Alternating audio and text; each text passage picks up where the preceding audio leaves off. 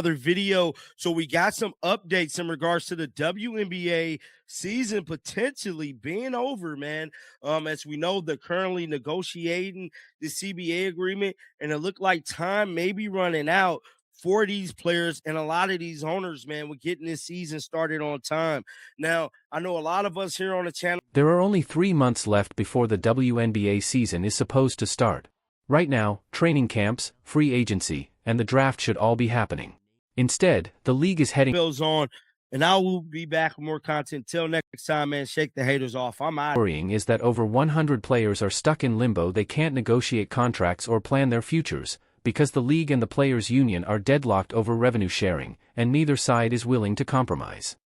Now, the article goes on to say, after meeting face-to-face weeks ago, it seems the WNBA and players are back to negotiating yet again. It was reported that after the players submitted a CBA proposal in December, the WNBA still hasn't responded to it in February. The sides met in person in New York last week with over 40 players attending in person or via Zoom.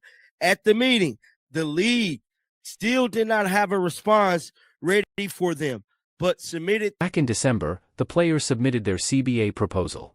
Now it's late February, and reports say the league didn't even respond until just last week. Think about that, over 2.5 months went by with no reply. The WNBA owners basically ignored the players until a face-to-face meeting in New York was forced. More than 40 players attended, some in person and some over Zoom, hoping for answers. Instead, the league came back with a new proposal that barely changed anything on the one issue that really matters. On the matters of the money, particularly on revenue sharing. Now, the league is holding true to wanting to give the players 15% of revenue sharing, but the players want 30%. For whatever reason, they is adamant about this 30% revenue sharing. Now, they have appeared to concede a few things to the players, one being the housing. Now, Breanna Stewart told CBS Sport and Unrivaled this week that yet the proposal ultimately will not be accepted by the players, mostly because the league still isn't offering enough when it comes to the revenue sharing. Revenue sharing is the main issue. The players want 30% of the league's revenue, which would raise team salary caps above $10 million per year and allow individual max salaries around $2.5 million. The league, however, is only offering 15%, half of what the players want. According to Breanna Stewart's recent comments to CBS Sports, that gap isn't closing. The owners' latest proposal didn't change the money at all. They added some perks for housing and travel, but the financial split stayed at 15%. This is especially frustrating for the players because the WNBA just signed a huge new media rights deal, meaning revenue is about to grow significantly. This is the perfect time for players to benefit from the league's success. Caitlin Clark's rookie season brought record ratings and attendance, and stars like Angel Ree and Cameron Brink, along with the entire draft class, brought unprecedented attention. Yet now, when it's time to renegotiate pay, the owners are offering to double the revenue share, but only starting from a very low baseline. It's happening a week before camp kicks off. That's a month right now. Now, there are over 100 free agents who need to negotiate and sign new individual player contracts, setting the league up for an unprecedented amount of free agency period in an extremely limited amount of time. Now, no one's talking about that. No one's talking about free agency being affected by these CBA negotiations. See, a player could ultimately make the wrong decision by signing too early or not giving it enough time for their agent to negotiate their deal. See, free agency is going to be impacted the most by all. There's another part of this crisis that's barely being discussed, and it might be the worst: free agency. Right now, over 100 WNBA players are free agents. Normally, they'd be talking to teams, weighing offers, and deciding where to play next season. Instead, they're stuck. They can't negotiate contracts because there's no CBA framework in place.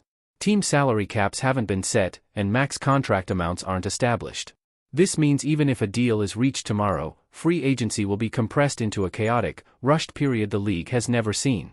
Practically, that's a big problem. Agents need time to negotiate, teams need time to evaluate their cap space and decide who to target, and players need time to consider options, visit cities, and talk to coaches and teammates. If the CBA isn't finalized soon, all of this gets squeezed into a frantic scramble. The worst-case scenario? Players could make rushed career decisions and sign contracts they might later regret simply because there wasn't enough time to properly negotiate. CBA thing.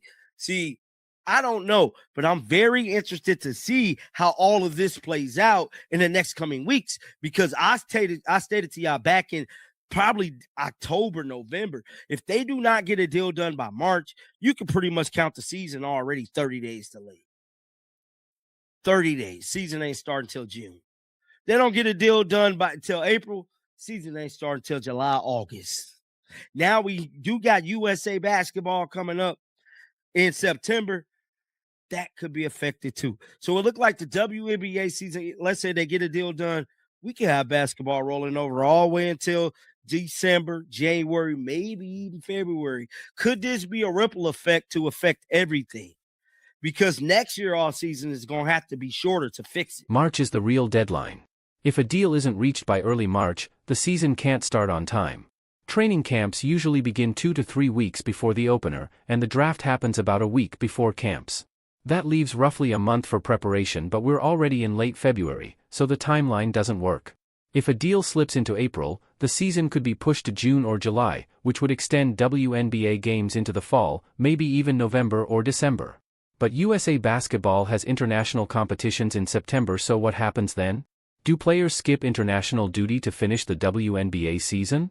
Does the season get shortened to fit around international games? And what about next year? Would the league try to squeeze everything back into the usual May to September schedule, meaning 2026 could also have a shortened season? It's a messy domino effect. No one's talking about that either. But one thing I can tell you guys is that the time is ticking for these WNBA players. They're currently running out of time, running out of momentum, and probably running out of options. If they want to get some type of money, and if they want to play, they might have to sign this new deal with the 15%. I'm just saying, bro.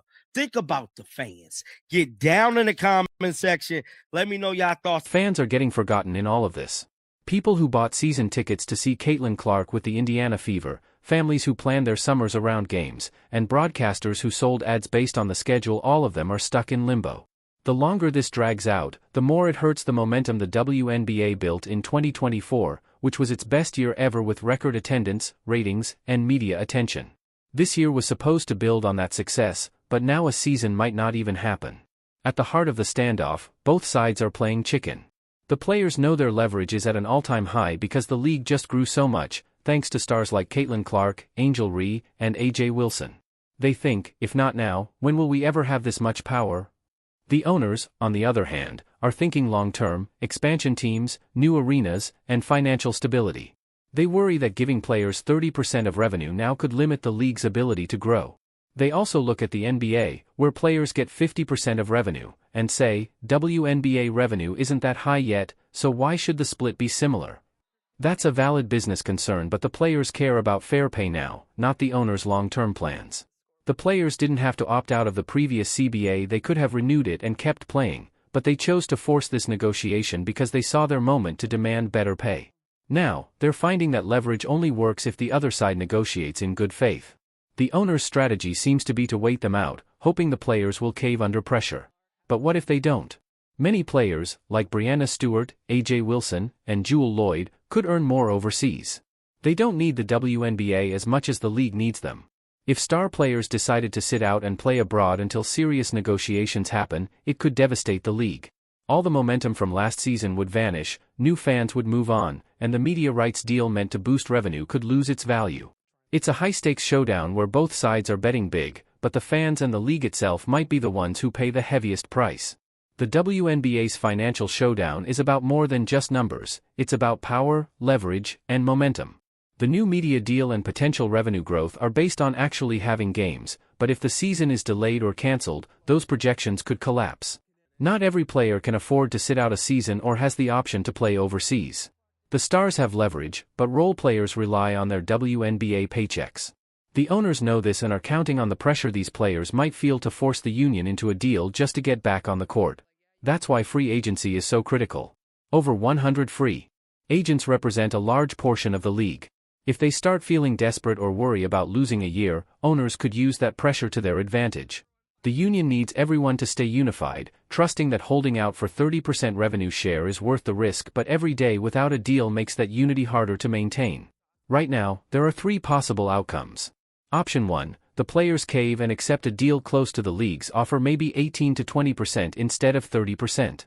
Option 2, the owners move closer to the players' demands, maybe 25%, so the players can claim a win. Option 3, neither side gives in, and the 2025 season is lost. At this point, option 3 is looking more likely than anyone wants to admit. The delay since December, the league's slow response, and the players' public rejection of the latest proposal all point to a high-stakes standoff. The real clock is ticking. If there isn't a framework agreement in the next 2 weeks, free agency can't happen, training camps can't be scheduled, and the draft becomes meaningless. Meanwhile, fans are left in the dark. Ticket holders don't know if they'll get refunds, media partners can't plan programming, and everyone is just waiting. So here's the tough question for both sides: do players take the guaranteed money now at 15%, or hold out for 30% even if it means sitting out? Do owners risk losing an entire year of momentum and Caitlin Clark's prime just to avoid setting a precedent that players can demand more? This isn't just about the 2025 numbers, it's about what the next negotiation will look like. Owners fear giving players leverage toward NBA-level revenue splits, and players fear accepting another below-market deal that keeps them reliant on overseas income. Someone has to blink. The big question is who and how much damage will be done before that happens. Do we get a WNBA season in 2025? And if we do, what will the deal look like? Right now, no one knows for sure.